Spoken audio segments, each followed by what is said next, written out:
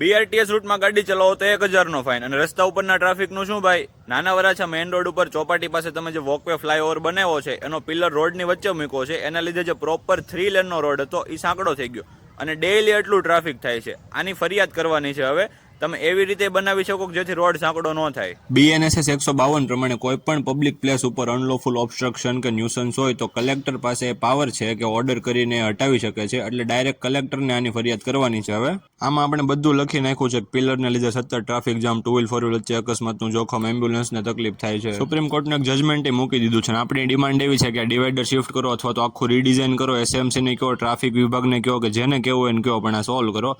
આ GPS લોકેશનના photo મૂકી દીધા છે. આ જજમેન્ટ છે. આમાં ક્લિયર કટ એવું લખેલું છે કે જ્યારે તમને 133 CRPCની એપ્લિકેશન મળે તો કામ કરવું કે નહીં એ તમારી ચોઇસ નથી, તમારે મેન્ડેટરી એટલે કે કમ્પલસરી કામ કરવાનું જ છે. આખી ફરિયાદની એક ઝેરોક્સ કરાવી લીધી અને ઝેરોક્સ ઉપર રિસીવનો સિક્કો મરાવી લીધો. એટલે આપણી પાસે પ્રૂફ રહે કે આપણે આ તારીખે આ માણસને કમ્પ્લેન કરેલી છે. હવે આ રિસીવ કોપીને આધારે આપણે આગળની લીગલ પ્રોસિજર કરશું.